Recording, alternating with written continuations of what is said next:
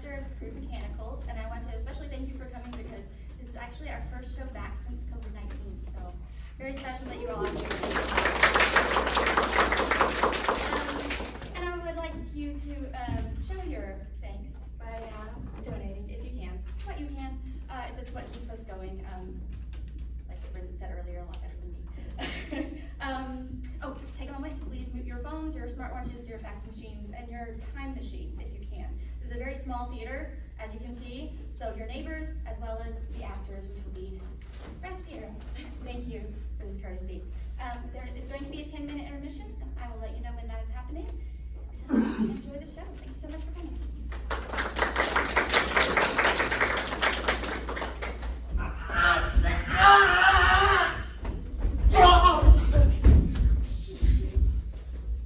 All these you repay? A pair of stocks, you rogue! The slies are no rogues. Look you in the chronicles. We came in with Richard Conqueror. You will not pay for the glasses you have burst? No. Not a denier. Now, go to thy cold bed and warm thee.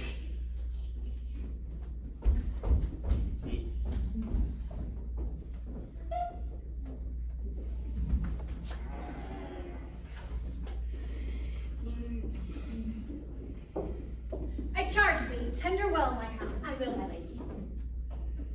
What's here? One dead or drunk? See that thee breathe. Oh. He breathes, my lady. Were he not born with ale, this were a bed, but oh, to sleep so soundly. Oh, monstrous beast. How like a swine he lies. I will practice on this drunken man. What think you, if he were conveyed to bed, wrapped in sweet clothes, rings put upon his fingers, a most delicious banquet by his bed, and brave attendants near him when he wakes, would not the beggar then forget himself? Believe me, lady, I think he cannot choose. Oh, it would seem strange unto him when he wakes. Then take him up and manage well the jest. Carry him gently to my fairest chamber, and hang it round with all my wanton pictures. Procure me music ready when he wakes, to make a dulcet and a heavenly sound. And if he chance to speak, be ready straight, and with a low, submissive reverence say, what is it your honor will command? Persuade him that he hath been lunatic, and when he says he is, say that he dreams, for he is nothing but a mighty lord. This do, and do it kindly, gentle ladies. It will be pastime passing excellent. I warned you, my lady, we will play our part. Sirrah, go you to Bartholomew, my page, and see him dressed in all suits like a lady. That done, conduct him to the drunkard's chamber. Tell him from me, as he will win my love, he bear himself with honorable actions such as he hath observed in noble ladies unto their lords, by them accomplished. Such duty to the drunkard let him do. See this dispatched with all the haste thou canst. Anon I'll give thee more instructions. I know the boy will well usurp the grace, voice, gait, and action of a gentlewoman. I long to hear him call the drunkard husband, and how my ladies will stay themselves from laughter when they do homage to this simple peasant. I'll let to counsel them. Once more, a pot of the smallest ale. Wilt please, my lord, drink a cup of sack? Wilt please, your honor, taste of these conserves? What raiment will your honor wear today? Am I not Christopher Sly? I ne'er drank sack in my life. What? You shall not call me honor nor lordship.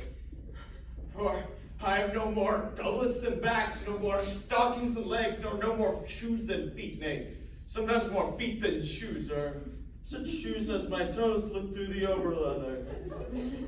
Oh, that such a mighty man of such descent, of such possessions, and so high esteem should be infused with so foul a spirit. What, would you make me mad? Am I not Christopher Sly, old Sly's son of Burton Heath, by birth a peddler, by trade a garden maker, by transmutation a bear herd, and by present profession a tinker?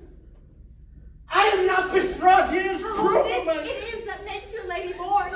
Oh, this is it that makes your servants true. Oh, look how thy servants do attend on thee, each in their office ready at thy beck. Wilt thou have music, or wilt softer and sweeter than the lustful bed, on purpose trimmed up for Semiramis. Say thou wilt walk, we will bestrew the ground, or wilt thou ride, thy horses shall be trapped, their harness studded all in gold and pearl. Thou art a lord, and nothing but a lord.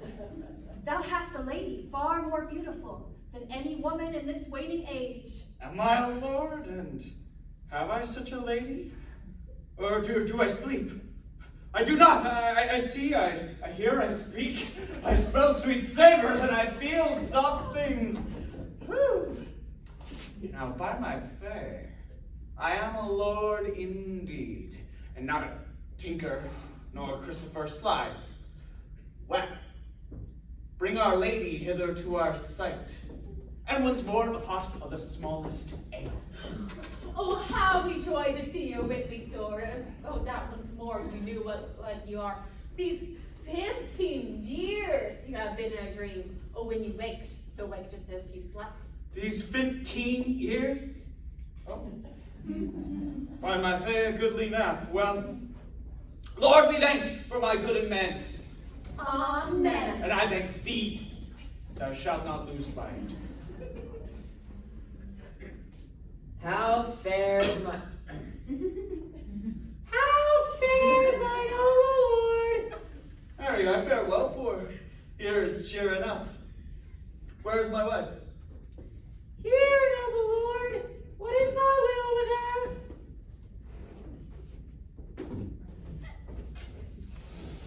without? Are you my wife, and will not call me husband? My men should call me lord. I am your good man. Oh, my lord and my husband and my lord. I am your wife. I know it well. What shall I call her? Madam. Alice, madam, or Joan, madam? Madam and nothing else, so lords call ladies. Madam wife. They say I have slept above some 15 years or more. Oh, and the time seems 30 unto me. All this time being abandoned from your bed. 'Tis much. Servants, leave me and her alone. What? Madam, undress, and get you now to bed. Noble lord, I do ask that you pardon me yet for a night or two, or if not so, until the sun be set.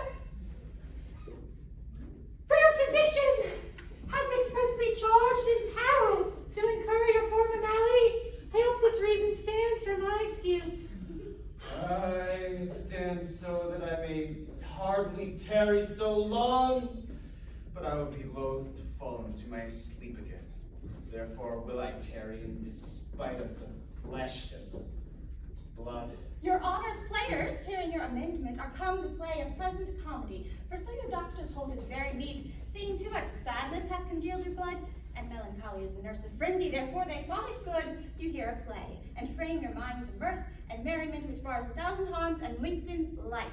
Well, let them play it. It's not a corbanty, a Christmas gamble, or a tumbling trick. No, it's a more pleasing stuff. What, household stuff? It's a kind of history. Well, we'll see it. Come, madam wife, sit by my side and let the world slip. We shall ne'er be under. Tranio, since for the great desire I had to see fair Padua, nursery of arts, I am arrived for fruitful Lombardy, the pleasant garden of great Italy. And by my father's love and leave am armed with his good will and thy good company, my trusty servant, well approved in all. Here let us happily institute a course of learning and ingenious studies. Me perdonato, gentle master mine. I am at all affected as yourself, glad that you thus continue your resolve to suck the sweets of sweet philosophy. Gramercies, Tranio, well dost thou advise. Oh, but stay a while. What company is this? Master, some show to welcome us to town.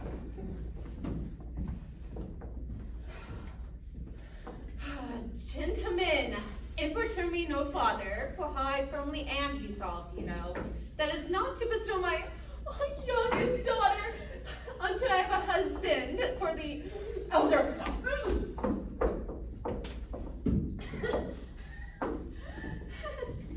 If either of you both love Katherine, because I know you well and love you well, leave her you have to court her at your pleasure. To Carter, rather. She's too rough for me. There. Hortensio, will you any wife?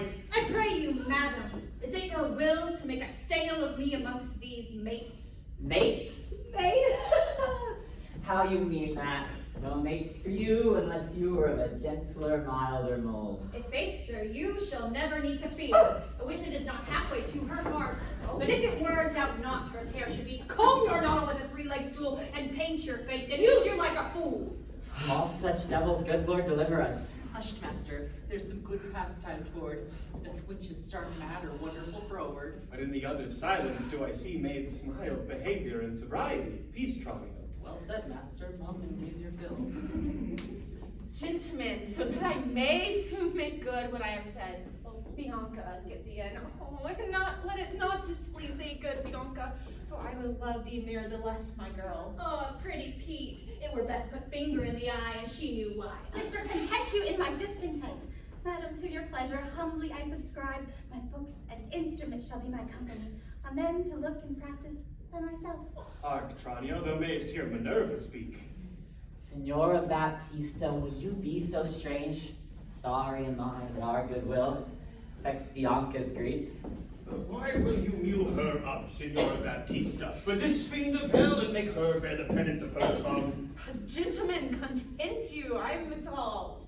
Go in, Bianca.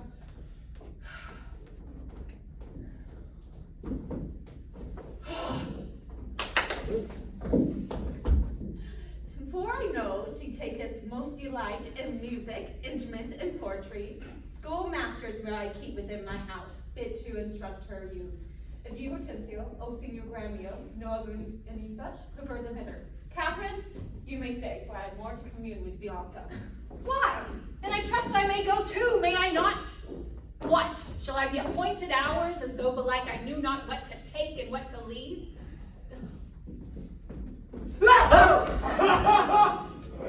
You may go to the devil's den. Gifts are so good, here's none will hold you. Their love is not so great, Hortensio, but we may blow our nails together and fast it fairly out.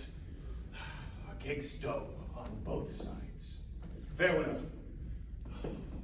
Yet for the love I bear my sweet Bianca, if I can by any means light on a fit man to teach her that wherein she delights, I'll wish him to her mother. So will I, Signor Gremio, but a word I pray, though the nature of our quarrel yet never brooked parley, no now upon advice it toucheth us both, that we may yet again have access to our fair mistress, and be happy rivals to labor and effect one thing specifically. What's that, I pray? To find a husband for her sister. Ha! A husband! A devil. I say a husband. I say a devil.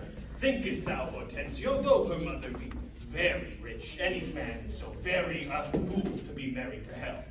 Faith, as you say, though it pass your patience and mine to endure her loud alarmist, there be good man in the world, and such a man could light on them and take her with all her faults and money enough. I cannot tell, but I had as lief take her dowry with this condition, to be whipped at the high cross every morning.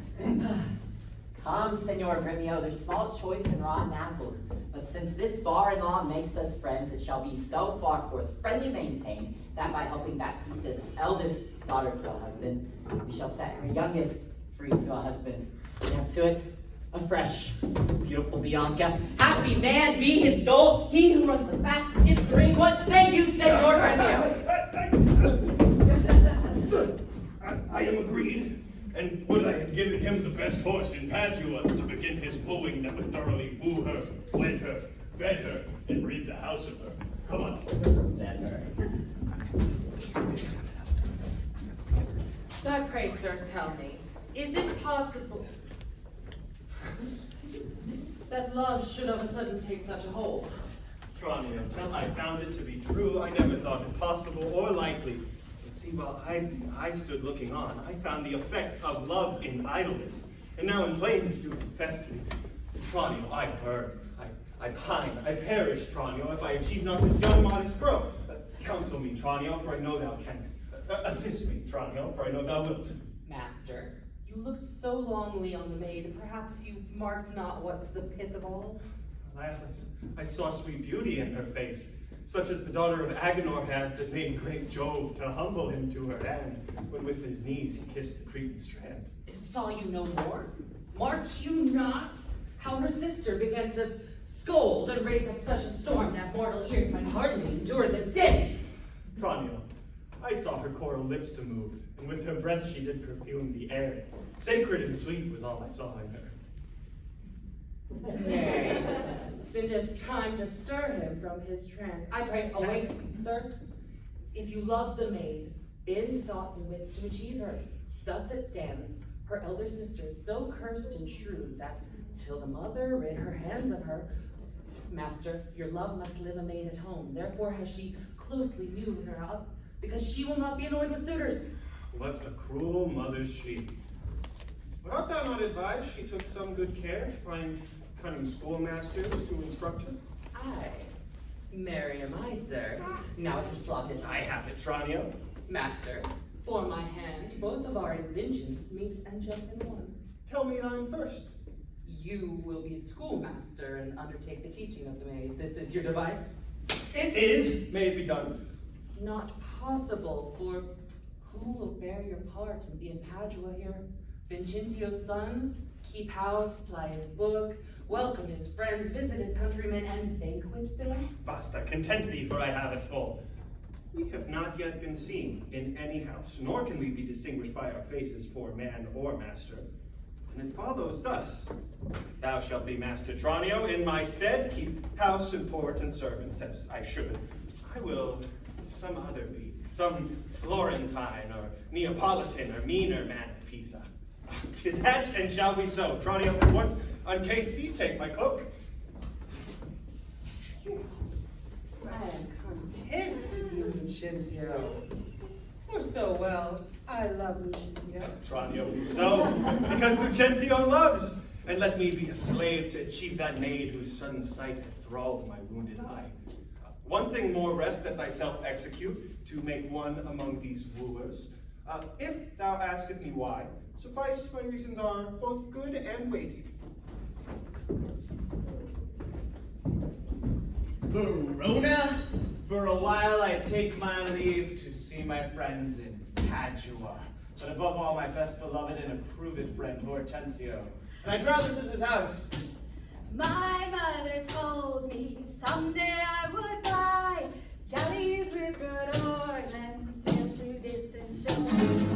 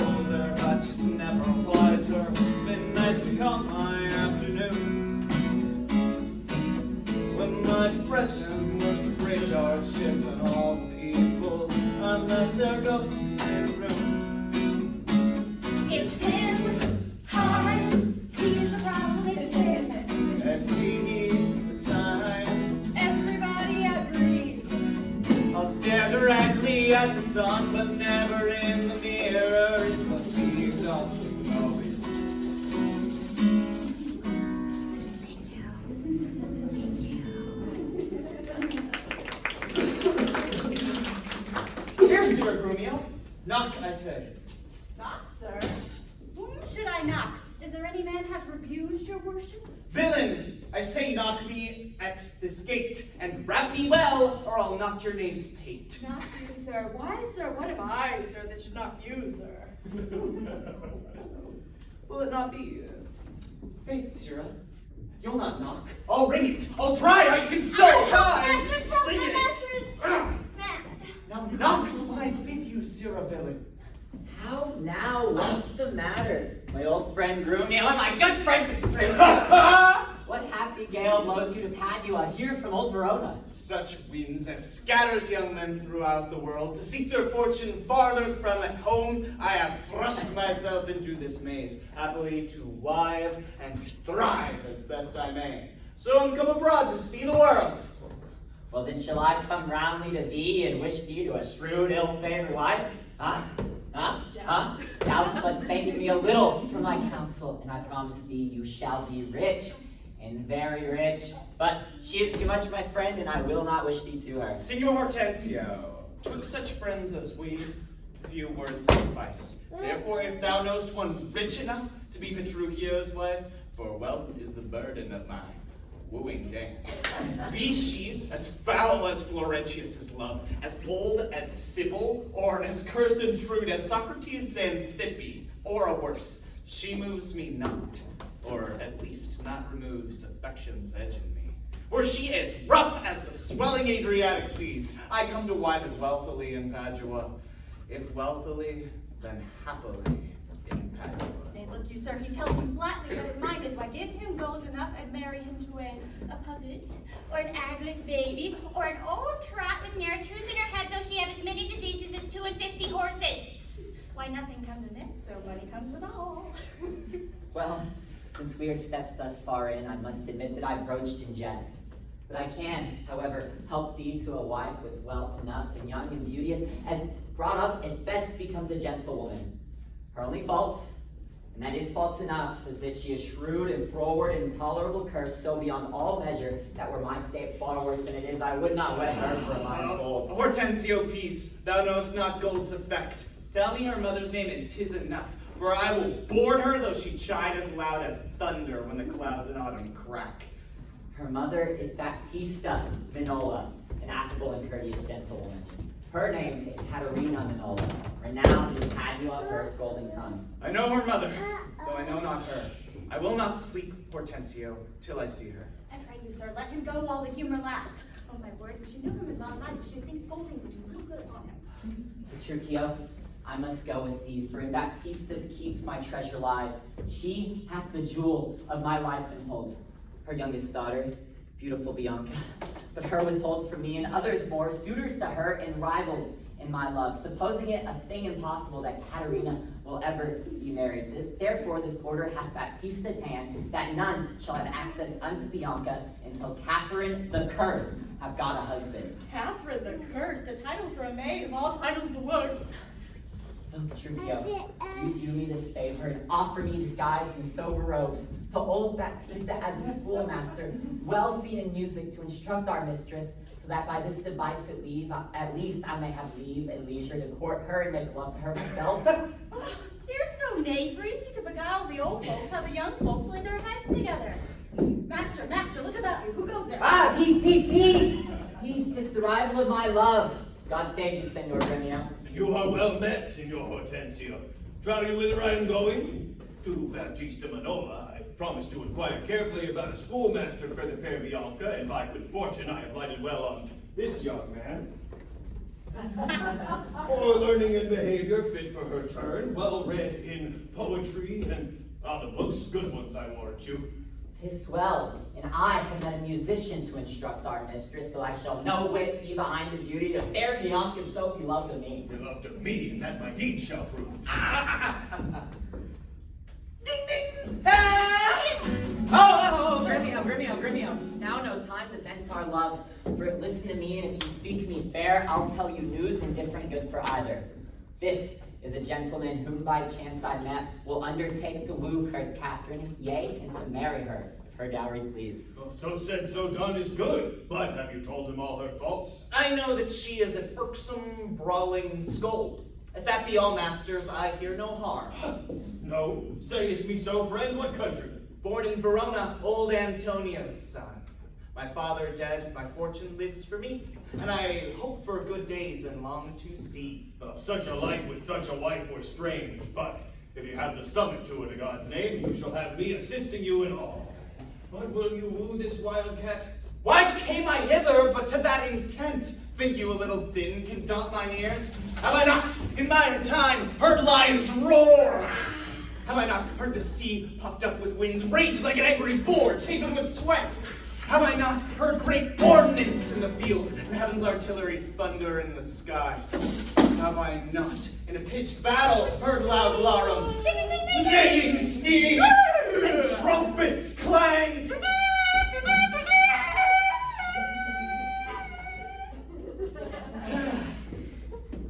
And do you tell me of a woman's tongue that gives not half so great a blow to hear as a chestnut in a farmer's fire? Tush, tush, fear boys with bugs. Fears not. Hortensio, Hart, this gentleman is happily arrived. My mind presumes for his own good and yours. And I promised we would be contributors and bear his charge void whatsoever. And so we will, provided that you win her. What a we're sure of a good dinner. Gentlemen, God save you. If I may be bold, tell me, I beseech you, which is the readiest way to the house of Signora Baptista Minola, she that has the two fair daughters? Not her that chides at any hand I put. I love no chiders, sir. Sir, ere a word you go. Are you a suitor to the maid you speak of, yea or no? And if I be, sir, is it any offense? No, if without more words we will get you hence. Why, sir, I pray, are not the streets as free for me as they are for you? So is not she. For what reason, I beseech you? Oh, for this reason, if you'll know, that she's the choice love of Signor That she's Gremio. the chosen! Senor Hortensio! Softly, my masters. If you be gentlemen, do me this right, hear me with patience. Have you yet even seen Baptista's daughter? No. But here I do that she hath two. One is famous for a scolding tongue, as the other for beauteous modesty. Sir, the first's for me. Let her go by. Aye, leave that labor for great Hercules. Sir, understand you this of me in suit. The youngest daughter whom you hearken for, her mother bars from all access of suitors, and will promise her to no man until the eldest sister first be wed. The younger then is free, and not before. If it be so, sir, that you or the man must dead us all, and me amongst the rest, and if you break the ice and do this feat, achieve the elder, set the younger free, for our access, whose hap shall be to have her, will not so graceless be to be in grace. The motion's good indeed, and be it so. Senor Petruchio, I shall be your benvenuto. Hey, benvenuto!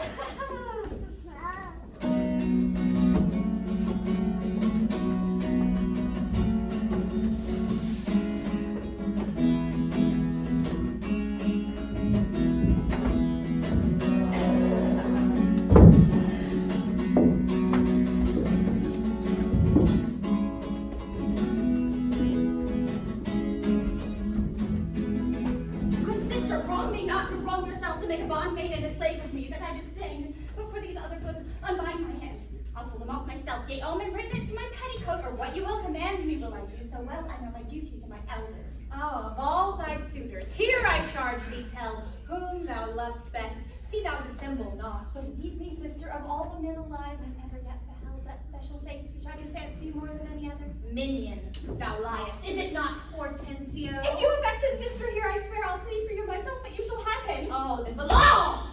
Like you fancy riches more, you will have Gremio to keep you fair. Is it for him you do envy me so? Nay, then you jest. And now I will perceive you have but jested with me all this while. I prithee, sister Kate, untie my hand. If that be jest, then all the rest were so. How now, dame? Mistress's influence. Oh, Bianca stands like, oh, poor girl, she weeps. Go ply thy needle, better not with her. For shame, thy goading, or devilish spirit. Why dost thou walk her that never won thee? When did she cross thee with a bitter word? Her silence flouts me, and I'll be revenged. What in respect, Bianca, get thee in. What? Will you not suffer me?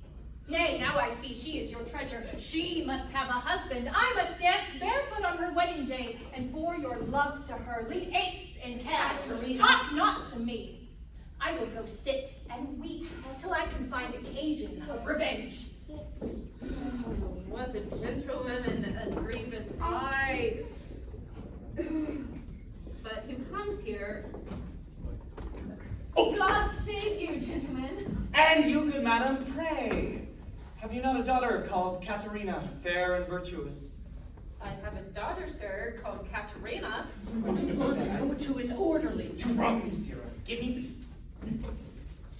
Madam, I am a gentleman of Verona, that hearing of your daughter's beauty and her wit, her affability and her bashful modesty, her wondrous qualities and mild behavior, am bold to show myself a forward guest within your house, to make mine eye the witness of that report which I so oft have heard. And for an entrance to my entertainment, I do present you with a man of mine, cunning in music, and the mathematics, to instruct her fully in those sciences whereof I know she is not ignorant, except of him, or else you do me wrong. His name is Lucentio, born in Mantua.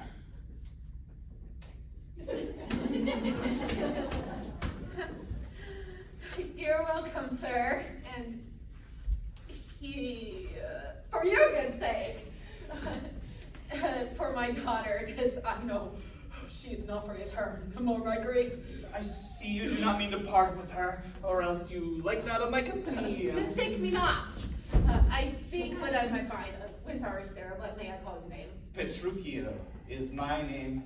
Antonio's son, a man well known throughout all Italy. I know him well. You're welcome, sir.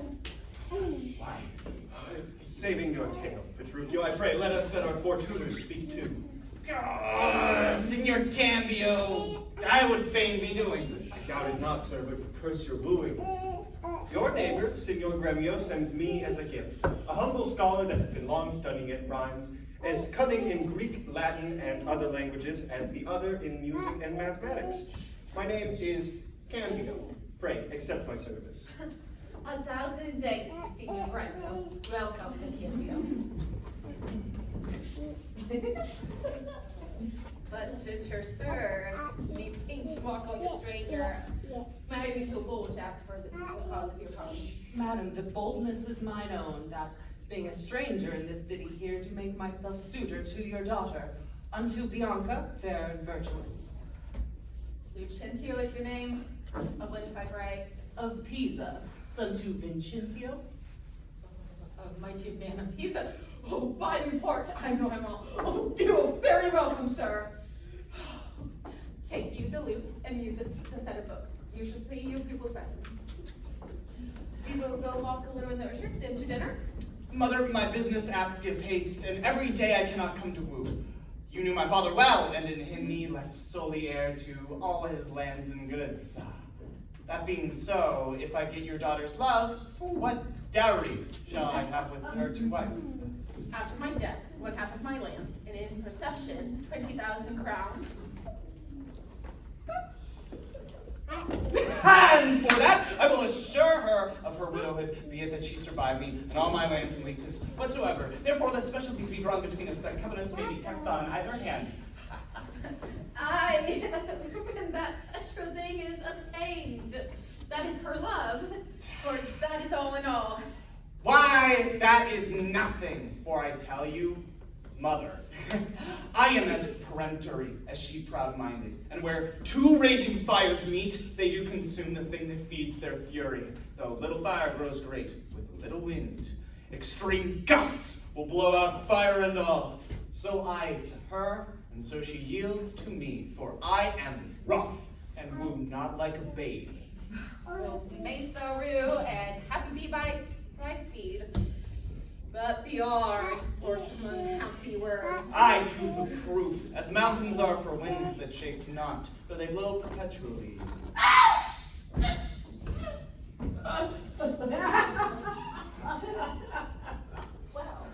How now, my friend? Why dost thou look so pale?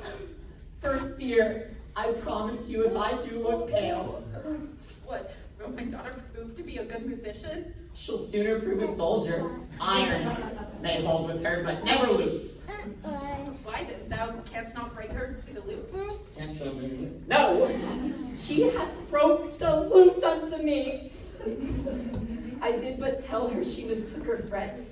And when I bowed her hand to teach her fingering with the most impatient, devilish spirit, "Friends, call you these?" Ha, ha, ha, quoth she. "I'll fume with them!" Ha, ha, ha, ha. And on that word, she struck me on my head.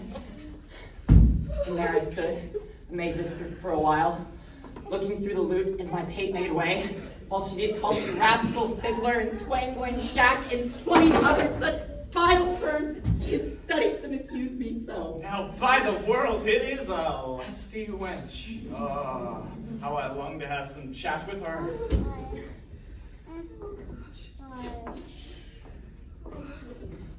Well, go with me and be not so discomforted. Proceed with practice to my youngest daughter. She's out to learn and happy for your good turns. Senior Petruchio, will you go with us, or should I send my daughter Kate to you? I pray that you do. I'll attend her here.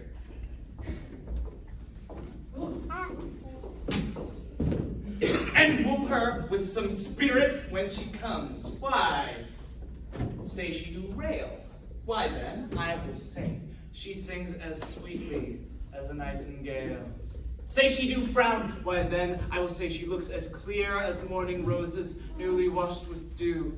Say she be mute, and will not speak a word. Why then, I will commend her volubility, and say she uttereth piercing eloquence. Say she do bid me pack. Why then, I will thank her as though she bid me stay by her a week. Say she denied to be wed. Why then, I will crave the day I shall ask the banns and when be married. But here she comes. And now, Petruchio, speak.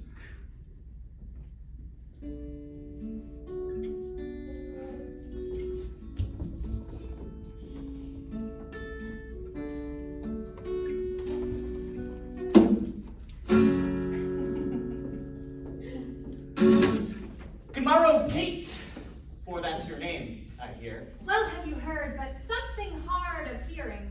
They call me Katherine, that you talk of me. You lie in faith, for you are called plain Kate, and bonny Kate, and sometimes Kate cursed. But Kate, the prettiest Kate in all of Christendom, Kate of Kate Hall, my super dainty Kate, for dainties are all Kates, and therefore Kate, take this of me, Kate of my consolation, hearing thy mildness praised, in every town thy beauty sounded, and thy virtue spoke of, though not so much as to thee belongs. Myself am moved to woo thee for my wife. Moved? In good time, let him that moved you hither remove you hence. I knew you at the first, you were immovable. Why? What's a movable? A joined stool. Thou hast hit it. Come sit on me. Asses are made to bear, and so are you. Women are made to bear, and so are you. No such jade as you with me, you mean. Alas, good Kate, I will not burden thee, knowing thee to be but young and light. Too light for such a swain as you to catch, and yet as heavy as my weight should be. Should buzz. Well tamed and like a buzzard. Oh, slow-winged turtle, shall a buzzard take thee? Aye, for a turtle as he takes a buzzard. Come, you wasp! In faith, you're too angry. If I be waspish, best beware my sting. My remedy, then, is to pluck it out. Aye, if the fool could find it where it lies. Oh, who knows not where a wasp does wear his sting? In his tail. In his tongue. Whose tongue? Yours, if you talk of tails, and so farewell. What? With my tongue in your tail? Come again, good Kate. I am a gentleman. That I'll try. Oh!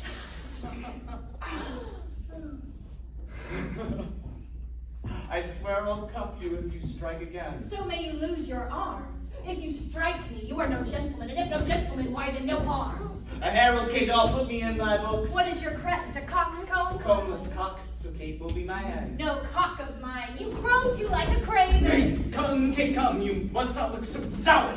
It is my fashion when I see a crab. Why, here's no crab, so therefore look not sour. There is, there is. Then show it me. Had I a glass, I would.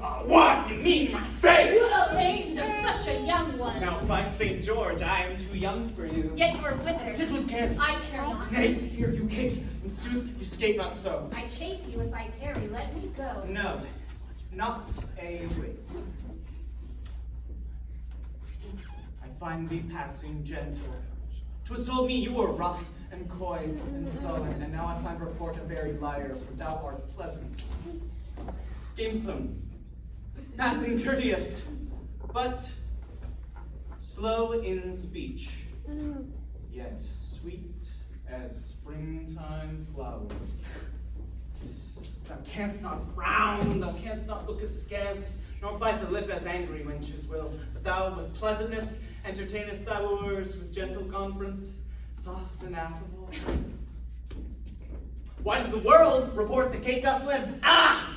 Slanderous world, for Kate like the hazel twig is light and slender, and as brown in hue as hazelnuts, and sweeter than the kernels. Let me see thee walk, thou dost not halt. Go, fool, and whom thou keepst, command. Did Diane ever so become a grove as Cateless chamber with her princely gait? Ah! Let thou be Diane, and let her be Kate, and then let Kate be chaste, and Diane sportful. Where did you study all this goodly speech? It is extempore from my mother wit. A witty mother, witless, else her son. Am I not wise? Yes, keep you warm. Very so I mean, sweet Katherine, in thy bed. And therefore setting all this chat aside, thus in plain terms, your mother hath consented that you shall be my wife, your dowry agreed on, and will you, nill you, I will marry you. Now, Kate, I am a husband for your turn, for by this light whereby I see thy beauty, a beauty that doth make me like thee well, thou must be married to no man but me, for I am born to tame you, Kate, and bring you from a wild Kate to a Kate conformable as other household Kates. Here comes thy mother. I will never make denial. I must and will have Katherine to my wife. How sweet you, Petruchio. How sweet you with my daughter. How but well, madam, how but well. It were impossible I should speed amiss. What? How now, daughter Kate, in your dance? Call you me daughter? Now I promise you, you have shown a tender motherly regard to wish me wed to one half lunatic, and ruffian, a swearing jack that thinks with oaths to face the matter out. Mother, 'tis thus. You and all the world that have talked of her have talked amiss of her. If she be cursed, it is for policy. For she's not forward, but as modest as the dove. She's not hot, but as temperate as the morn. For patience, she will prove a second gristle, and Roman Lucrece for her chastity. And to conclude, we have agreed so well together that upon Sunday is the wedding day. I'll see thee hanged on Sunday first. Oh, depart, Petruchio! She says she'll see me hanged first. Is this your speeding? Nay, then unite our hearts. Be patient, gentlemen. I choose her for myself. If she and I be pleased, what's that to you? 'Tis bargained twixt us twain being alone that she shall still be cursed in company. I tell you, 'tis incredible to believe how much she loves me. Oh, how she hung upon my neck and kissed, oh, kiss! She bites so fast, protesting oath on oath. Sad, fast, in a twink, she won me to her love. Oh, you are novices. I tell you, 'tis a world to see when men and women are alone. How tame a meacock wretch can make the curses true. Give me thy hand, Kate. I will into Venice to buy apparel against the wedding day. Provide the feast, mother, and bid the guests. I will be sure my Katherine shall be fine. I know not what to say, but give me your hand. Oh. God send you joy, Petruchio. 'Tis a match.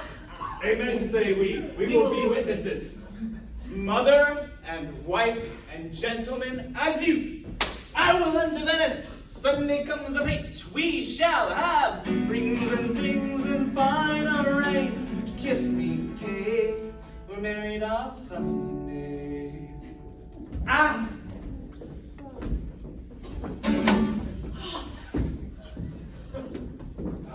Was ever a match clapped up so suddenly? But now, Baptista, to your younger daughter. Now is the day we long have looked for. I am your neighbor, and was suitor first. And I am one loved Bianca more than words can witness, or your thoughts and guess. Youngling, thou canst not love so dear as I. Greybeard, thy love doth freeze. Oh, but thine doth fry. Skipper, stand back. 'Tis age that nourishes. but youth in ladies' eyes that flourisheth. Gentlemen, content you. I will compound this strife. 'Tis deeds that will win the prize. And few both that can assure my daughter greatest dowry shall have my Bianca's love. Say, Signor Gremio, what can you assure her? First, as you know, my house within the city is richly furnished with plate and gold, basins and ewers to lave her dainty hands. My hangings all of Tyrian tapestry. In ivory coffers I have stuffed my crowns, in cypress chests my heiress counterpoints, costly apparel, tents, canopies, 60 fat oxen standing in my stalls, and all things answerable to this portion. I myself am struck in years, and if I die tomorrow, this will all be hers. If whilst I live, she will be only mine. That only came well in. Madam, listen to me. I am my father's heir and only son. If I may have your daughter to my wife, I'll leave her houses 3 or 4 as good within rich Pisa walls as anyone old Signor Gremio has in Padua. Besides, 2,000 ducats by the year of fruitful land, all which shall be her jointure. What have I pinched you, Signor Gremio? 2,000 ducats by the year of land? My land amounts to not so much in all. This she shall have, besides an argosy. Have I choked you with an argosy? Gremio, 'tis known my father hath no less than 3 great argosies, besides 2 galleasses and 12 tight galleys. These I'll assure her, and twice as much whatever thou offerest next. Nay, I have offered all, I have no more, and she can have no more than all I have. If thou likest me, she will have me and mine. Why then the maid is mine from all the world. By your firm promise, Gremio is outvied.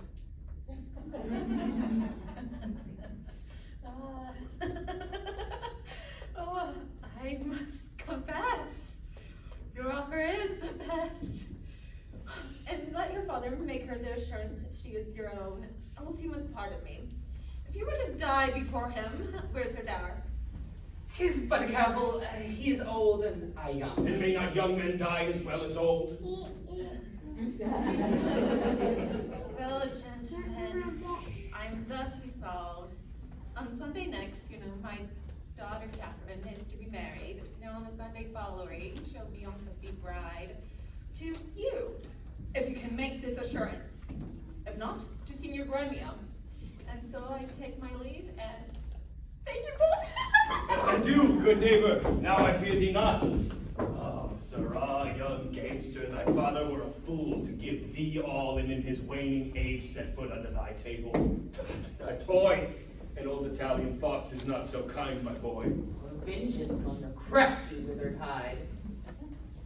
Yet I have faced it with a card of 10. It is in my head to do my master good. I see no reason but supposed Lucentio must get a father called supposed Vincentio. And there's a wonder, for fathers do commonly get their children, but in this case of wooing, a child shall get a sire, if I fail not of my cunning.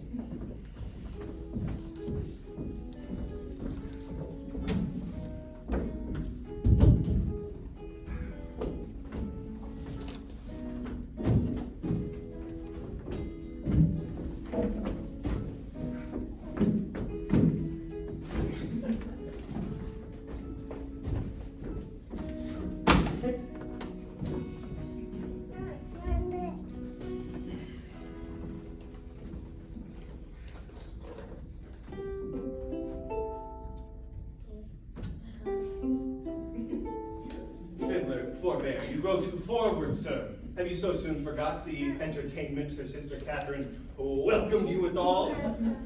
But wrangling pedant, this is the patroness of heavenly harmony. Then give me leave to have prerogative, and when in music we have spent an hour, your lecture shall have leisure for as much. Preposterous ass, that never read so far to know the cause why music was ordained. Was it not to refresh the mind of man after his usual pains or his usual studies? And give me leave to read philosophy, and while I pause, serve your honor. Sirrah, I will not bear these braves of thine. Why, gentlemen, You do me double wrong to strive for that which rested in my choice. I am no preaching scholar in the schools. I'll not be tied to hours nor appointed times. But learn my lessons as myself. And to cut off all strife, here sit you down. Take you your instrument and play you the whiles. His lecture will be done ere you have tune. You will leave his lecture when I am in tune. That will be never. Tune your instrument. Where left relax. Here, madam. Hic ibat Samois, hic est Sigea tellus, hic steterit priami regea celsa senis. Constantly. Hic ibat, as I told you before, Samois, I am Lucentio, hic est son unto Vincentio of Pisa, Sigea tellus, disguised thus to get your love, hic steterit, and that Lucentio that comes a wooing, priami, is my nan Tranio, regea, bearing my port. Celsa senis, that we might beguile the old pantry. Madam, my instrument is in tune. Let's hear. Ooh, fine, the treble jars. Spit in the hole, man, and tune again. Now let me see if I can conster it. Hic ibat Samois, I know you not. Hic est Sigea tellus, I trust you not. Hic steterat priami, take heed he hear us not. Regea, presume not. Celsa senis, despair not. 'Tis now in tune. All but the bass. The bass is right. 'Tis the bass that knaves jars. Pedescule, how fiery and forward our pedant is. But let it rest, good Lydio, now to you, good master, take it not unkindly, pray, that I have been thus pleasant with you both. You may go walk and give us leave a while. My lessons make no music in 3 parts. Are you so formal, sir? I will wait and watch with all, for when I be deceived, a fine musician grow amorous. Madam, before you touch my instrument, to learn the order of my fingering, we must begin with the rudiments of art. To teach you gamuts in a briefer sort, more pleasant, pithy, and effectual than hath been taught by any of my trade. Why, I am past my gamut long ago. Then read the gamut of Hortensio. Gamut I am, the ground of all accord.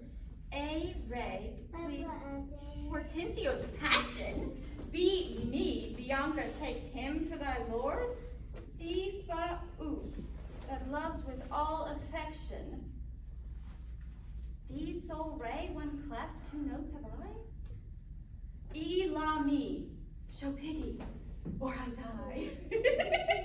Call you this gamut. Tut, I like it not. Old-fashioned, please me best. I'm not so nice to change true rules for odd conventions. Farewell, sweet masters both, I must be gone. Faith, mistress, then I have no cause to stay. But I have cause to pry into this pedant. Methinks he looks as though he were in love. Cast thy wandering eyes on every stale, seize thee that list. For once I find thee ranging, Hortensio will be quit with thee by changing.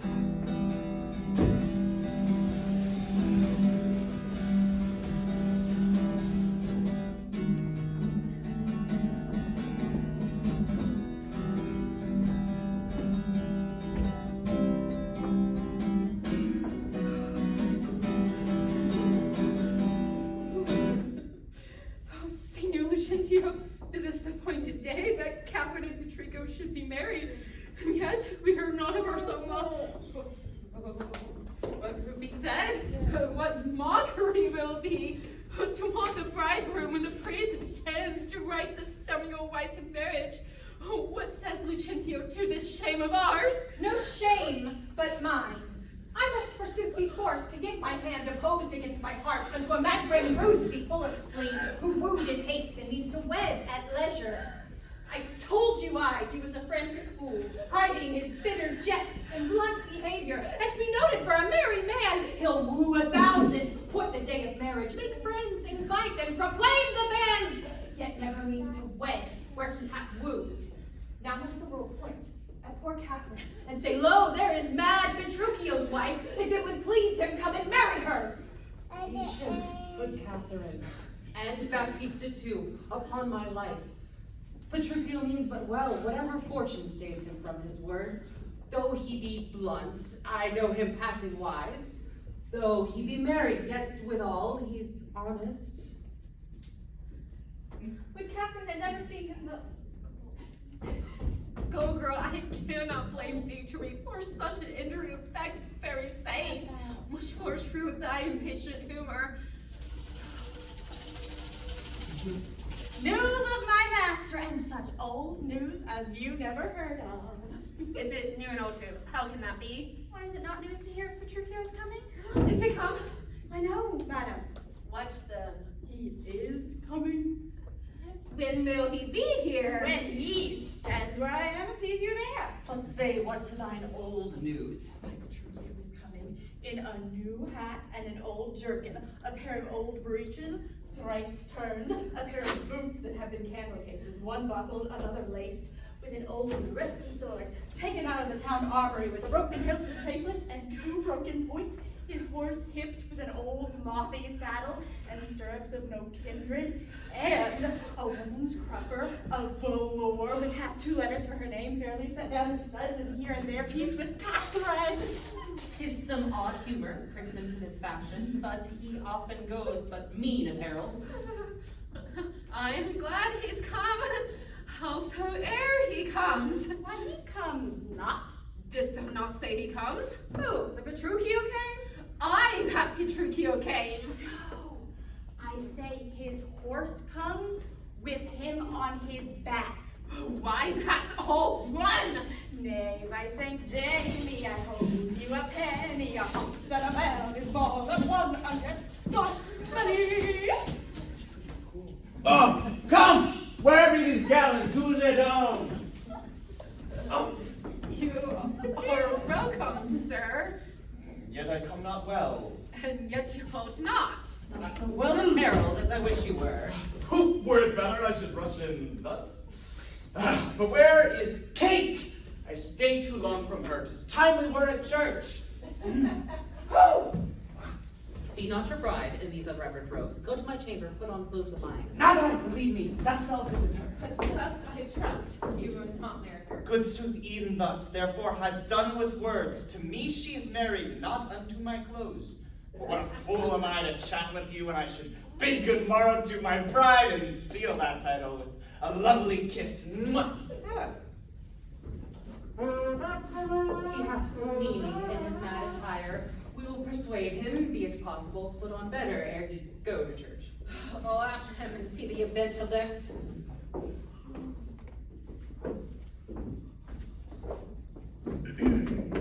But sir, to love concerneth us to add her mother's liking, which to bring to pass, as I have before imparted on your worship, I am to get a man, whatever he be, his skills not much, will fit him to our term. And he shall be Vincentio of Pisa, and provide assurance here in Padua of greater sums than I have promised it. So shall you quietly enjoy your hope and marry sweet Bianca with consent. Were it not that my fellow schoolmasters have watched Bianca's steps so narrowly, 'twere good, methinks, to steal our marriage, which once performed, let all the world say no. I'll keep mine own, despite all the world. That by degrees we need to look into and watch our advantage in this business.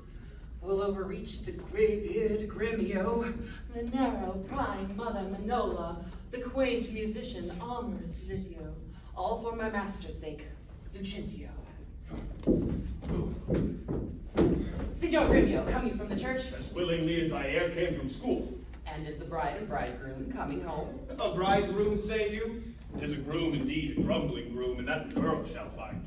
Curster than she? Why, 'tis impossible. He's a devil, a very fiend. She's a devil. The devil's dam. Todd, she's a lamb, a dove, a fool to him. I'll tell you, Sir Lucentio, when the priest should ask if Katherine should be his wife, "Aye, by God's wounds," quoth he, and swore so loud that down fell the priest and book and priest. And now take them up, quoth he, if any list. What said the wench when he rose again? Oh, trembled and shook, for he stamped and swore as if the vicar meant to cozen him. This done, he took the bride about the neck and kissed her lips with such a clamorous smack that at the parting all the church did echo. And I, seeing this, came thence for very shame. After me, I know the rout is coming. Oh, such a bad marriage never was before. Hark! Hear the minstrels play.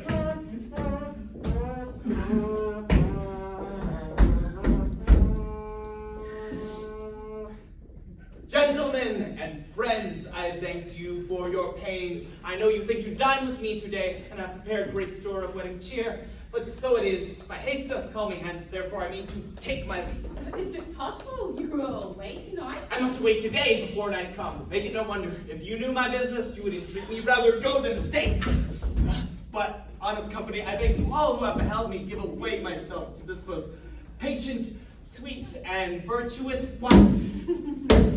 Dine with my mother, drink a health to me, for I must hence. Let us entreat you stay till after dinner. It may not be. Let me entreat you. It cannot be. Let me entreat you. I am content. Are you content to stay? I am content you shall entreat me stay, yet not stay. Entreat me how you can. Now, if you love me, stay. Ready my horse. Nay, do what thou canst. I will not go today. No, nor tomorrow, not till I please myself. The door is open, sir. There lies your way. You may be jogging whilst your boots are green. For me, I'll not be gone till I please myself. 'Tis like you'll prove a jolly surly groom that take it on you at the first so roundly. Prithee, Kate, be not angry. I will be angry. What hast thou to do? Enough! Mother, be quiet. He shall stay my leisure. Aye, very, sir. Now it begins to work. Gentlemen, forward to the bridal dinner! I see a woman may be made a fool if she had not a spirit to resist. They shall go forward, Kate, at thy command. Obey the bride, you that attend on her. Go to the feast, revel and domineer. Carouse full measure to her maidenhead. Be mad and merry, or go hang yourselves. But for my bonny Kate, she must with me. Ah, thou canst not stamp, nor stare, nor frown, nor fret. I will be master of what is mine own. She is my goods, my chattels. She is my horse, my ox, my ass, my anything. And here she stands. Touch her, whoever dares. I'll bring my action on the proudest he that stops my way in Padua. Draw forth thy weapon. We are beset with thieves. Rescue thy mistress if thou be a man. Fear not, sweet wench. They shall not touch thee, Kate. I'll buckler thee against 1,000,000.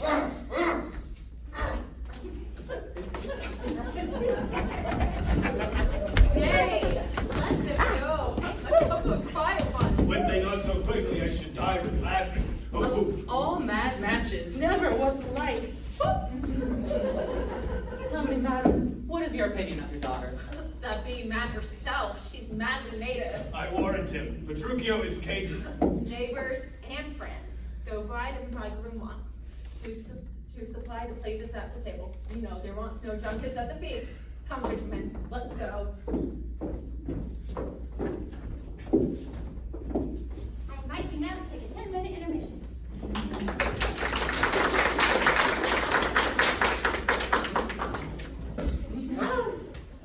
My lord, you not mind the play? Now, by say that, do I? Was there, any more of it? Oh, just begun. Just begun. Why, 'tis an excellent piece of work, which we're done. Oh, fie, fie on all tired jades, on all mad masters, and all foul ways. Was ever man so beaten? Was ever man so arrayed? Was ever man so weary? I'm sent before to make fire, and they are coming after to warm.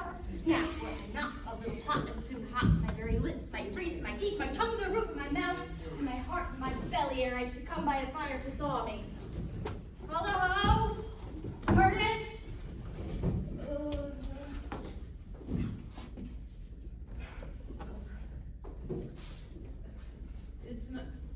Wait, Master, is wife coming, Grumio? Oh, aye, Curtis, aye, and for fire, fire, cast on no water. Is she so hot as Shrew as she's reported? She was, good Curtis, before this frost, but thou knowest winter tames man, woman, and beast, for it hath tamed my old master, and my new mistress, and myself, fellow Curtis. Weigh a 3-inch bull, I'm no beast. But 3 inches, why thy horn is a foot, and so long am I at the least. But wilt thou make a fire, or shall I complain on thee to our mistress? I pray thee. Good Gremio, tell me, how goes the world? A very cold world, Curtis, in every office but thine, and therefore do thy duty and have thy duty, for my master and mistress are almost frozen to death. There's fire ready. Is supper ready, the house turned, brushes through, carpet swept, cobwebs lit, and everything in order? All ready, and therefore I pray thee. News! First, no, my horse is tired. My master and mistress fallen out. How? Out of their saddles and into the dirt, and thereby hangs the tail. Then how did Grumio? With my ear. Here. There. Ah! Just to feel a tail, not to hear a tail. And therefore it is called a sensible tale. And this is to knock at your ear and beseech. Listen. Now, I begin. In Greece, thinking thou, ill, my master, ready or hiding my mistress. Told this one hers. What's that to thee? Why a horse? Tell thou the tale? If I said not cross me, thou shouldst have heard how her horse fell, and she under her horse. Thou shouldst have heard in how miry a place, how she was bemoiled, how he left her with the horse upon her, how he beat me because her horse stumbled, how she waded through the dirt to pluck him off me, how he swore, how she prayed and never prayed before, how I cried, how the horses ran away, how her bridle was burst, and I lost my crupper with many things of worthy memory which now shall die in oblivion. And thou return unexperienced to thy grave. By this reckoning, he is more shrewd than she. Oh, aye, and that thou and the proudest of you shall find when he comes home. All things is ready. Parlier is her master. Hi! Silence! I hear my master.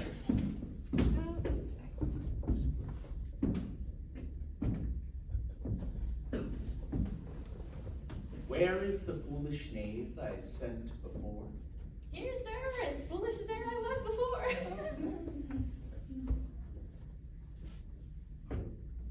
You peasant swain! You whoreson, malt horse drudge! Go, rascals, go! Fetch my supper in!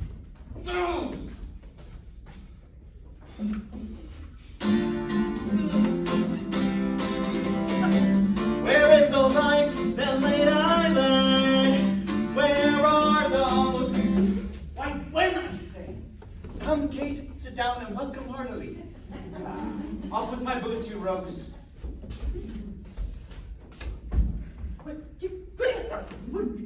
I'm too rough, you pluck my foot awry, take that! And mend the plucking of the other. Where are my slippers? Shall I have some water? What ho? Come, Kate, wash and welcome heartily. Ah! You horse and villain, will you let it fall? Patience, I pray you, 'twas a fault unwilling. A whoreson, beetle-headed, flat-eared knave. Come, Kate, sit down. I know you have a stomach. Shall you give thanks, Kate, or shall I? What's this, mutton? I. Who brought it? I. 'Tis burnt, and so is all the meat. What dogs are these? Where's the rascal cook? How durst you villains bring this to me and serve it thus? To me, who loves it not? There, take it to you, trenchers, cups and all. Oh, what? Do you grumble? I'll be with you straight. Arr, arr, arr, arr. I pray you, husband, be not so disquiet. The meat was well if you were so contented. I tell thee, Kate, 'twas burnt and dried away, and I expressly am forbid to touch it, for it engenders choler, planted anchor, and better 'twere that both of us did fast than feast of such o'er-roasted flesh. Be patient, tomorrow it shall be mended. Come, I'll show thee to our bridal chamber.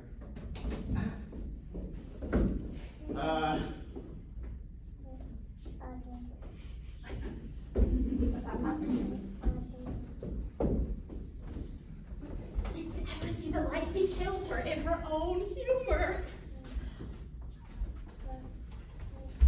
Where is he? In her chamber, making a sermon of continency to her, and wails and swears and raves that she, poor soul, knows not which way to stand, to look, to speak, and sits as one new risen from a dream. Oh, away, for he is coming to her. Thus have I, pollen, tickly begun my reign. It is my hope to end successfully. My falcon now is sharp and passing empty. Until she stoop, she must not be full gorged, for then she never looks upon her lure. Another way I have to man my haggard, to make her come and know her keeper's call, that is to watch her, as we watch these kites that bait and beat and will not be obedient.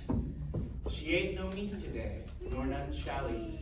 Last night she slept not, nor tonight she shall not. As for the meat, I'll find some undeserved fault about the making of the bed, and here I'll fling the pillow, there the bolster, there the coverlet, and there the sheets. And amid this hurly, I'll intend that all is done in reverend care of her. And to conclude, she shall watch all night, and if she chance to nod, I will rail and brawl, and with all the clamor keep her still awake. This is a way to a wife with kindness. He that knows better how to tame a cursed shrew, now let him speak. 'Tis charity to show.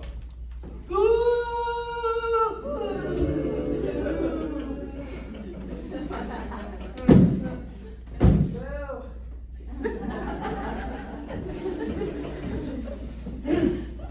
Now, Thomas. Is't possible, friend Litio, that Mistress Bianca doth fancy any other but Lucentio? I tell you, sir, she bears me fair in hand. Sir, to satisfy you in what I have said, stand by and mark the manner of my teaching. Now, mistress, profit you in what you read. What, master, read you? First resolve me now. I read that I profess the art to love. And may you prove, sir, master, of your art. Are you, my dear, prove mistress of my heart? Thick procedures marry.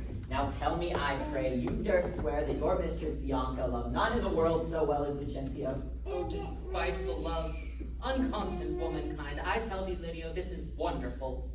I am not Lydio, nor a musician as I seem to be, but one that scorned to live in this disguise, for such as one takes a gentleman and makes a god of such a Colian.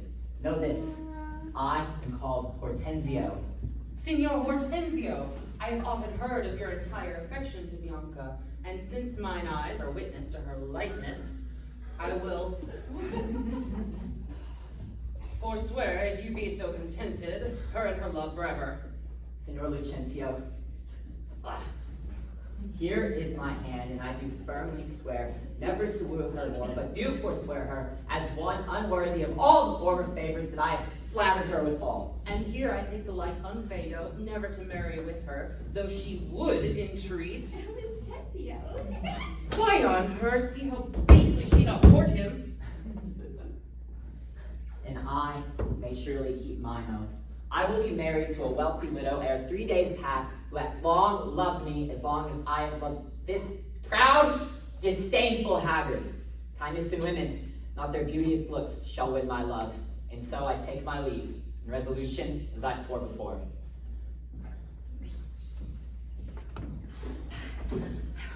Mistress Bianca, bless you with such grace as longeth to a lover's blessed case. Nay, I obtain you napping, gentle love, and have forsworn you with Hortensio.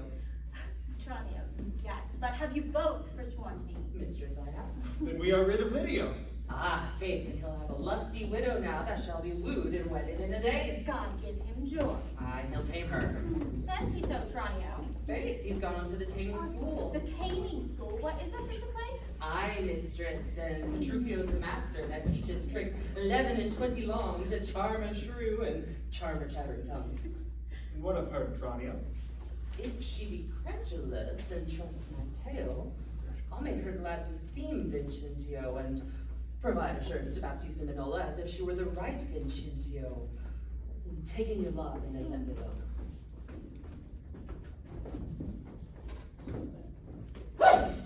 God save you, sir! And you are welcome. Travel you farther on, or are you at your farthest? At the farthest for a week or two, and so yet farther, and as far as Rome and so on to Tripoli, if God lend me life. What countryman, I pray? Of Mantua. Mantua? Mary, God forbid, and come to Padua careless of your life? My life, sir. How I pray, for that goes hard. 'Tis death for anyone in Mantua to come to Padua. Know you not the cause? For private quarrel twixt your duke and him? 'Tis marvel, but you are but newly come. You might have else heard proclaimed about. It is worse for me than so, for I come with bills of money for exchange from Florence, and must here deliver them. Well, to do you this service. This I will do, this I will advise you. First tell me, have you ever been at Pisa? Aye, sir, in Pisa I have often been. Pisa renowned for grave citizens. Of them know you Vincentio? I know him not, but I have heard of him, a merchant of incomparable wealth. He is my father, and sooth to say, in countenance doth somewhat resemble you, as much an apple doth an oyster in all one. To save your life in this extremity, this favor I will do you for his sake, his name and credit shall you undertake. And in my house you shall be friendly lodged, you understand me. So shall you stay till you have done your business in the city.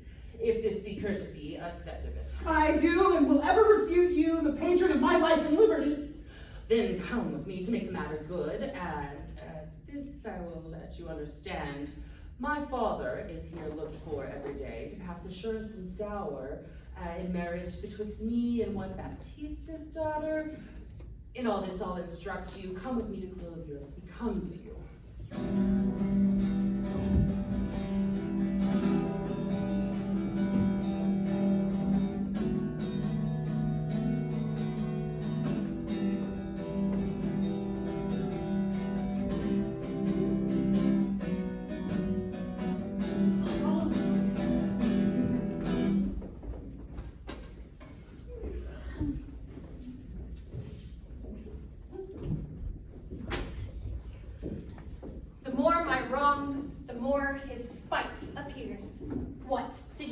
Me to famish me.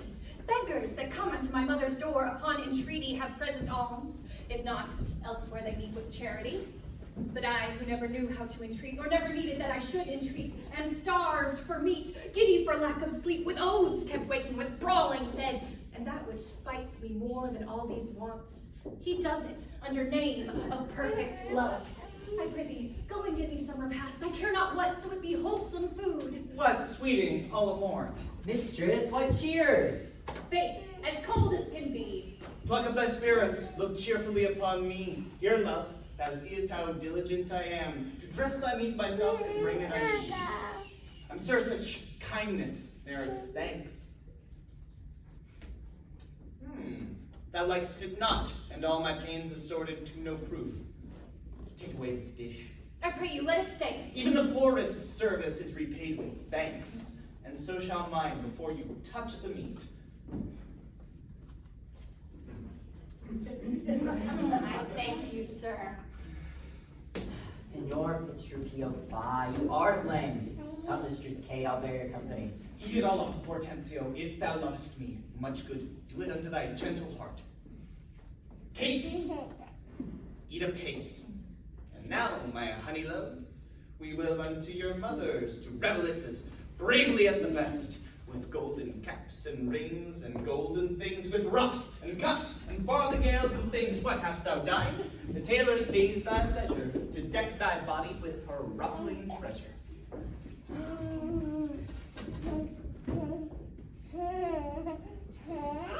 How now, what news with you, madam? Here is the cap your worship did bespeak. Ah, this is a cockle or a walnut shell. Let me have a bigger. I'll have no bigger. This doth fit the time, and gentlewomen wear such caps as these. When you are gentle, you shall have one too, and not till then. That will not be in haste. Why, sir, I trust I may have leave to speak, and speak I will. I am no child, no babe. Your betters have endured me say my mind, and if you cannot, best you stop your ears. My tongue will tell the anger of my heart, or else my heart concealing it will break, and rather than it shall, I will be free, even to the uttermost, as I please in words. 'Tis agreed. It is a paltry cap. I love thee well that thou likest it not. Love me or love me not, I like the cap, and it I will have, or I will have none. Thy gown, why I. Now, madam, let us see it. Why, what masking stuff is here? What? Is this a sleeve? Just like a demi-cannon, what? Carved up and down like an apple tart? Oh, here, snip and nip and cut and slish and slash. Why, what in the devil's name, tailor, callest thou this? You bid me make it orderly and well according to the fashion and the time. That I did. But if you be remembered, I did not bid you mar it to the time. I'll have none of it, hence make your best of that. I never saw that a fashion gown more quaint, more pleasing, nor more commendable. Belike you need to make a puppet of me. Aye, she needs to make a puppet of thee. She says your worship means to make a puppet of her. Oh, monstrous arrogance, thou thread, thou thimble, thou yard, 3/4, half yard, quarter, nail, I tell thee I that thou hast marred her gown. Your worship is deceived. The gown is made just as my master had direction. Grumio gave order how it should be done. I gave her no order, I gave her the stuff. How then did you wish it to be made? Mary with needle and thread. Why, here is the note of fashion to testify. The note lies in the throat and she say I said so. Read it! Imprimis, a loose-bodied gown. Master, if e'er I say loose-bodied gown, why sew me in the skirts of it and beat me to death with a bottom of brown thread. I said a gown. Proceed. With a small compassed cape. I confess the cape. With a trunk sleeve. I confess 2 sleeves. The sleeves curiously cut. Aye, there's the villainy. Error the bill, sir, error the bill. I commanded the sleeves should be cut out and sewed up again, and that I'll prove upon me though thy little finger be armed in a thimble. Madam, in short, the gown is not for me. You are in the right, sir, 'tis for my mistress. Go take it up unto thy master's use. Hortensio, say thou wilt see the tailor paid. Be gone, madam, and say no more. Tailor, I will see thee paid for thy gown tomorrow. Take no unkindness in his hasty words. Away, I say, commend me to thy master. Once again, Kate, we will into your mother's even in these honest, mean habiliments. Our purses shall be proud, our garments poor, for 'tis the mind that makes the body rich. And even as honor peereth in the meanest habit, so doth the sun break through the darkest clouds. What? Is the jay more precious than the lark because his feathers are more beautiful? Or is the adder better than the eel because his painted skin contents the eye? No, good Kate. Neither art thou the worse for this honest furniture and mean array. Thou accountest it shame, lay it on me, and therefore frolic. We will unto your mother's do revel it as bravely as the best. Let's see, I think 'tis now some 7 o'clock. We well may get there by dinner time. I dare assure you, sir, 'tis almost 2, and 'twill be supper time ere you come there. It shall be 7 ere I go to horse. Look what I speak, or do, or think to do. You are still crossing it. I will not go today, and ere I go, it shall be 1 o'clock, I say it is. Why so? This gallant shall command the sun.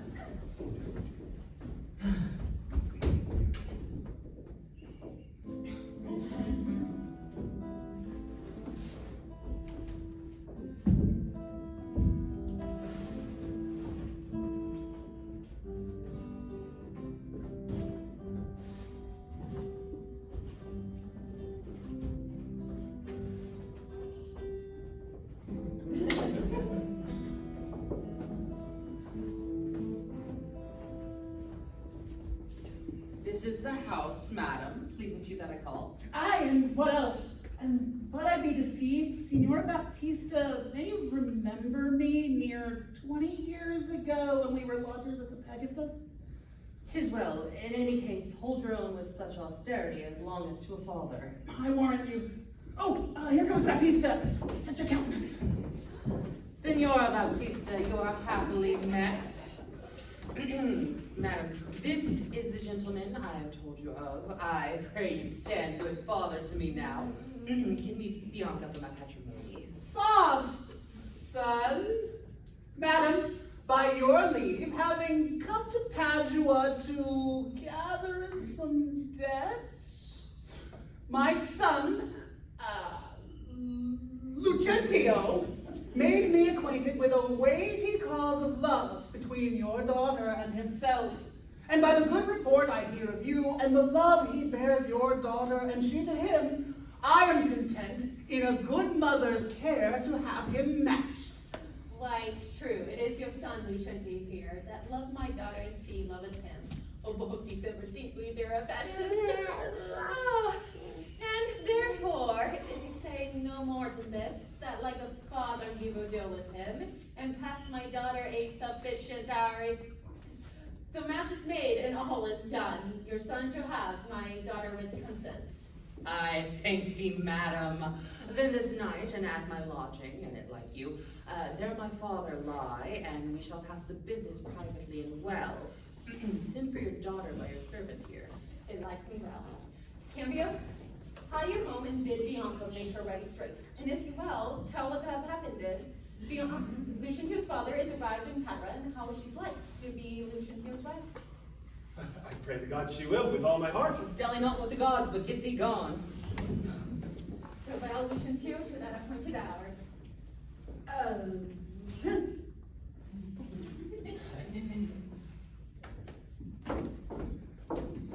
All right. Cambio. What sayest thou, Tranio? Sauce me wink and laugh upon you. Tranio, what of that?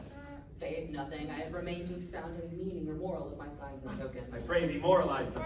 Then thus, Baptista is safe, talking to a deceiving father of a deceitful son. And what of him?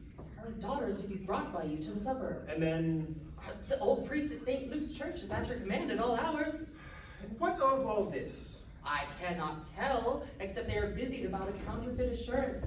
To the church take the priest clerk and some sufficient honest witnesses. If this be not that you look for, I have no more to say, but bid Bianca farewell forever and a day. I may and will marry, if she be so contented. She will be pleased, and wherefore should I doubt? And what hap may, I'll roundly go about her. Shall go hard if Gremio go without her. Come on! Once more, in God's name, unto your mothers.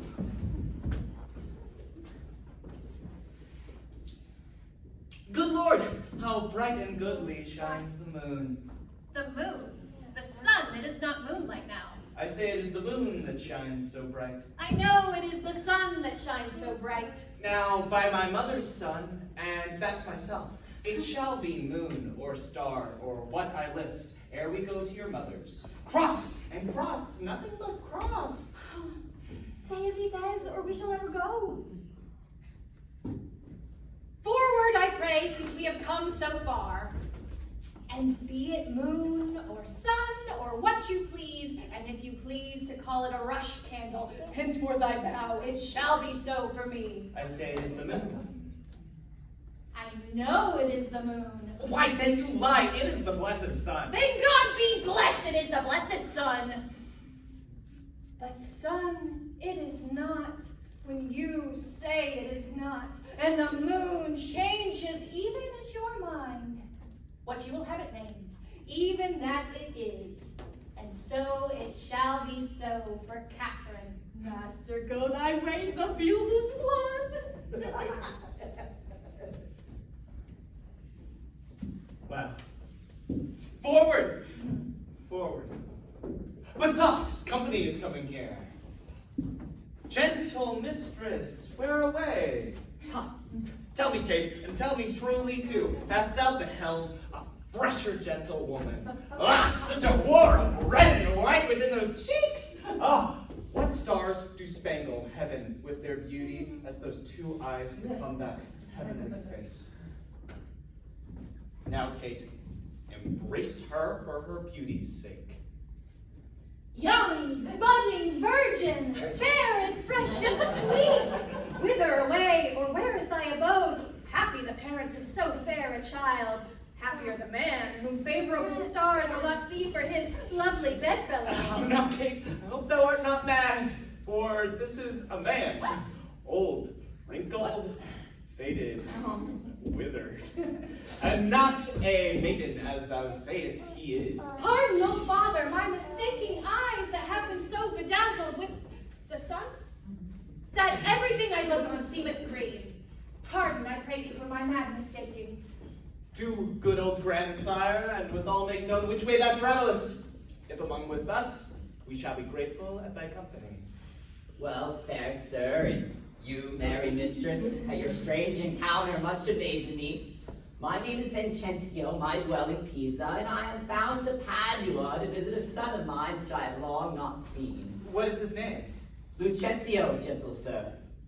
Why, happily met, and happier for thy son. For now by law, as well as reverend age, I may entitle thee my loving father. The sister of my wife, this gentlewoman, this by your son hath married. Ah! Let me embrace with open Vincentio! And wander we to see that honest son, who will of our arrival be full joyous. But is this true, or is it else your pleasure to break a jest upon the company you overtake? Come along with us and see the truth hereof, for our first merriment hath made me jealous.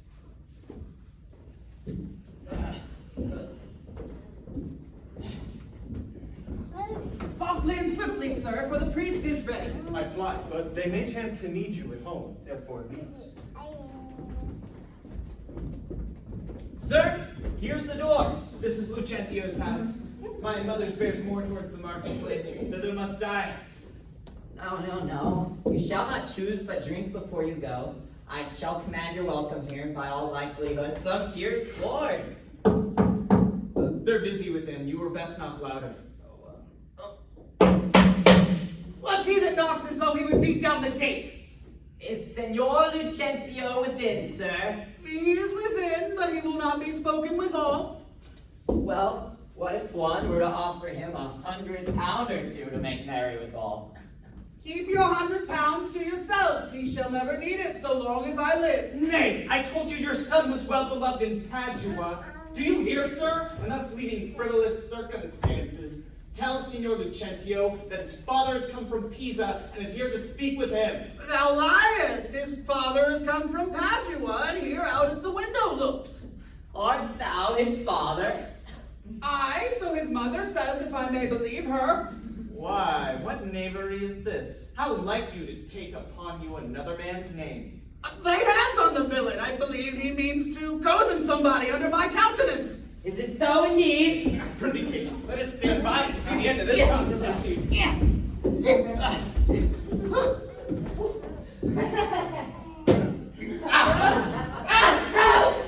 Here is a madman who will murder me! Help, son! Help, Signora Baptista!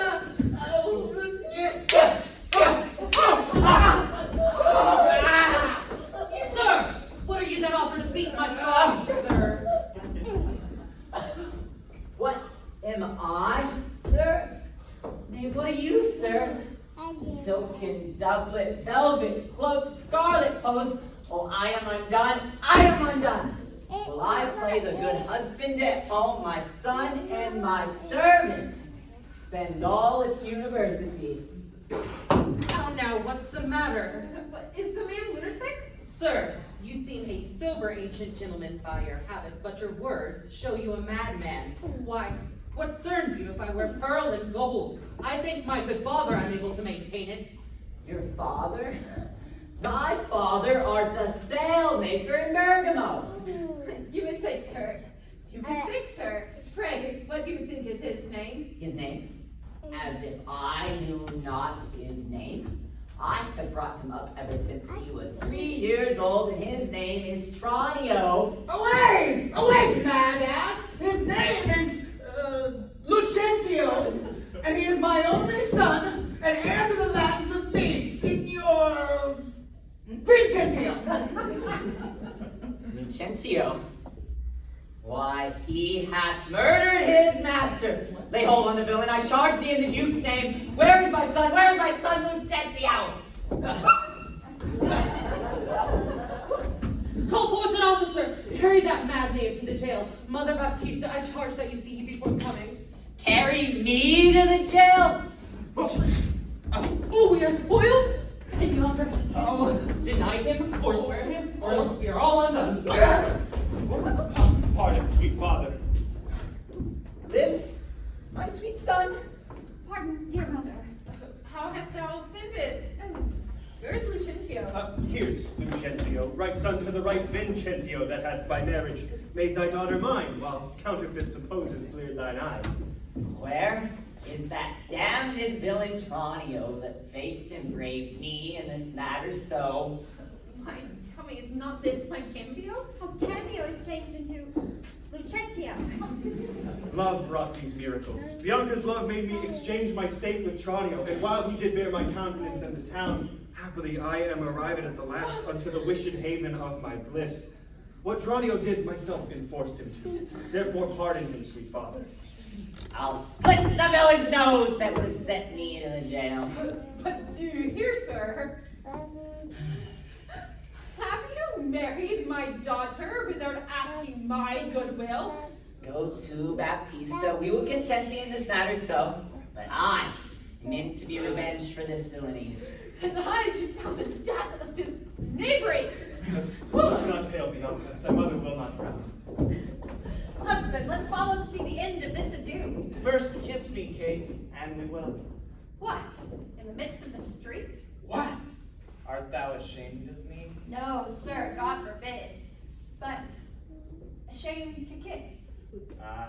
Why then, we'll home again. Nay! I will give thee a kiss.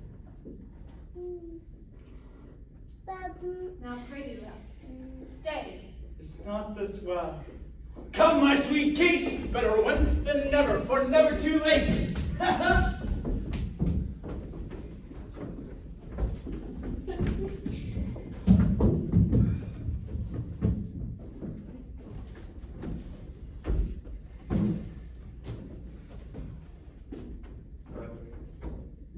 Good eye.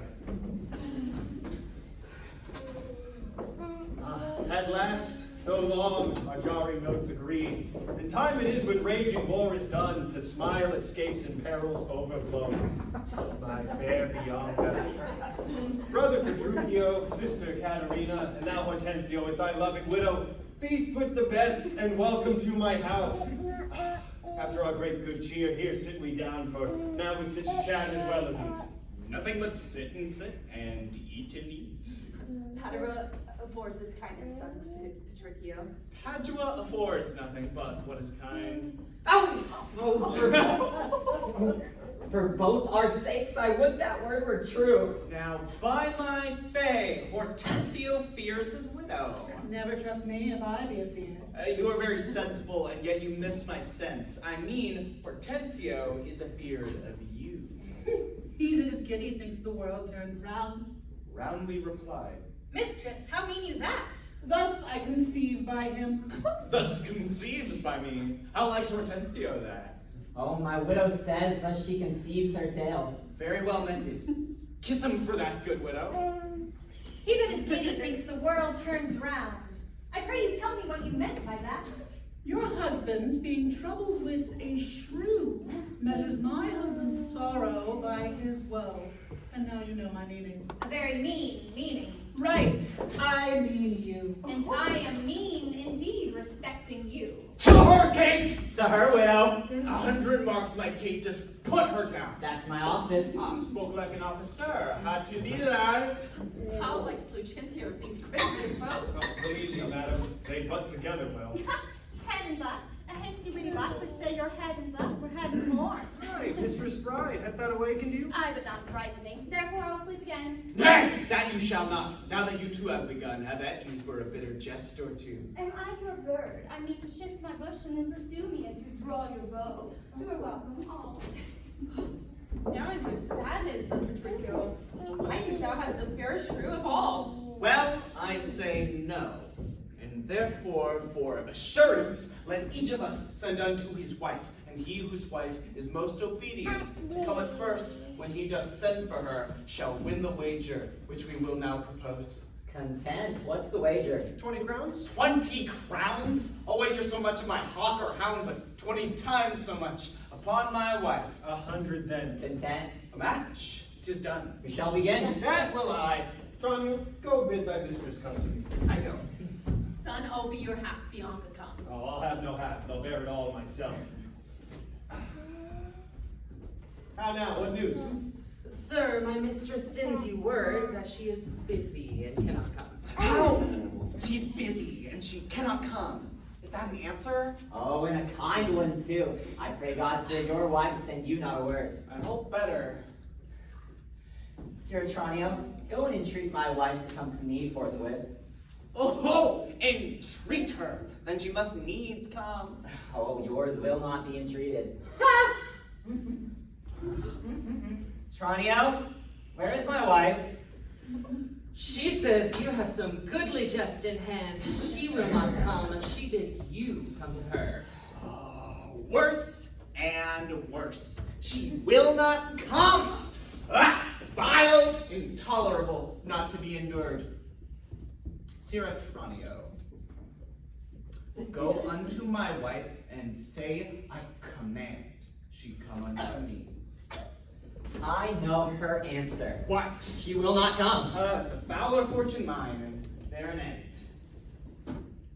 No, my holy day, here comes Katherine.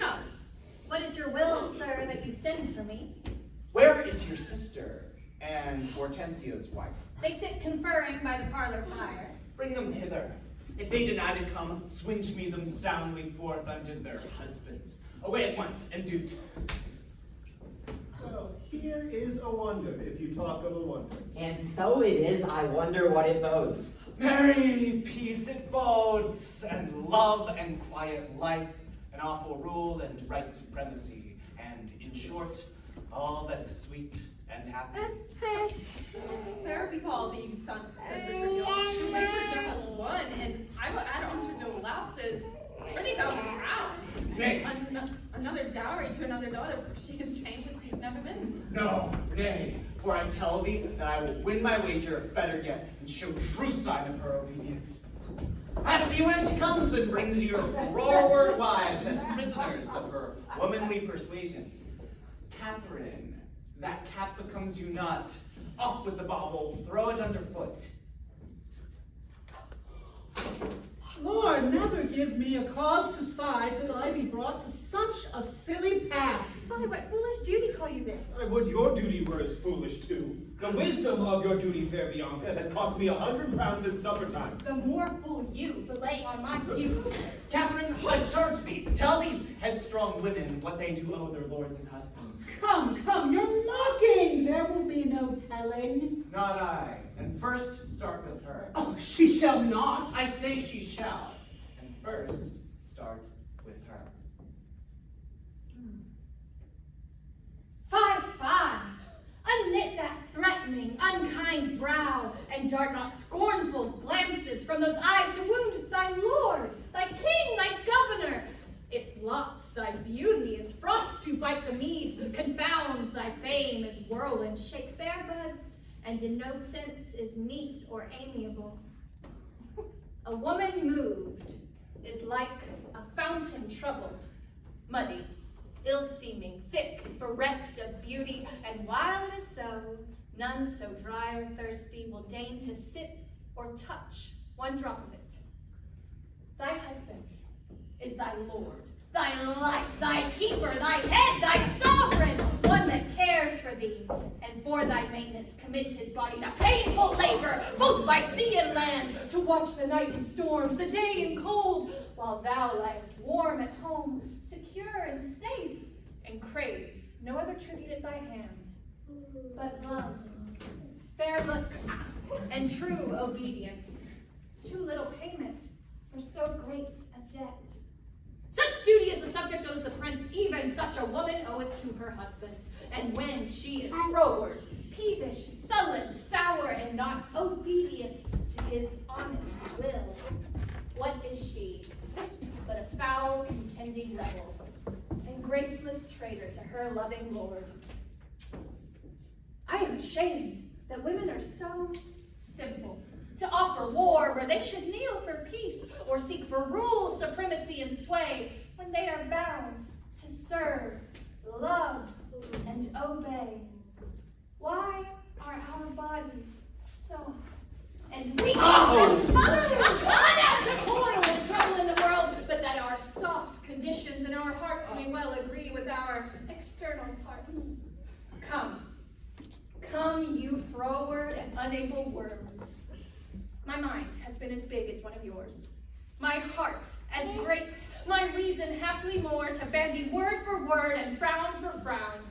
But now I see our lances are but straws, our strength as weak, our weakness past compare, that seeming to be most, which we indeed least are.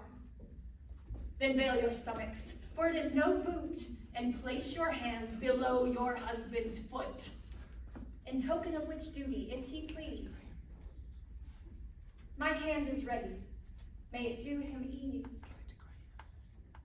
Why, there's a wench. Come on, and kiss me, Kay. Well, go thy ways, old lad, for thou shalt have it. 'Tis a good hearing when children are taught. But a harsh hearing when women are for. Oh, come, Kate. Will to bed. We three are married, but you two are sped. 'Twas I won the wager, though you hit the white. And being a winner, God give you good night. You may go thy ways, thou hast tamed a cursed shrew. 'Tis a wonder she will be tamed so.